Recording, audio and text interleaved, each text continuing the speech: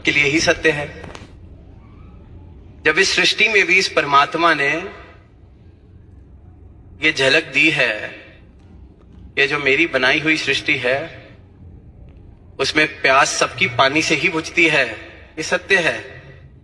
कोई बात का हिसाब नहीं है कि मेरी प्यास पानी से बुझती है आपकी प्यास किसी और चीज से बुझती है।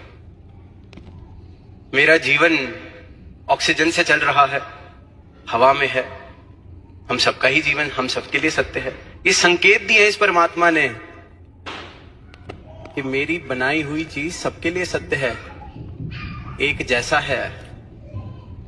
तो फिर परमात्मा कैसे मेरा तेरा, मेरे हिसाब वाला तेरे हिसाब वाला हो गया?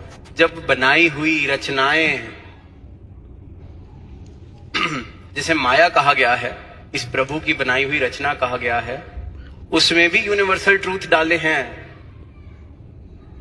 तो ये नहीं कि मेरा सूरज पश्चिम से उगता है, किसी का दक्षिण से उगता है, सबके लिए सूर्य का उदय पूरब से हो रहा है, ईस्ट से।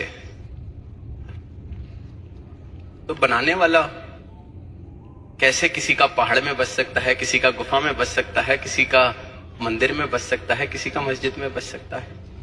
अलग कैसे हो गया? हिसाब कैसे बन गए? तो पहली बात तो आत्मा मंथन करने की सारी ही मानवता के लिए कि जितनी चीजें हमने अपने हिसाब किताब से बनाई है वो परम सत्य नहीं हो सकती, क्योंकि परम सत्य जिसको भी बोध हुआ है एक ही तभी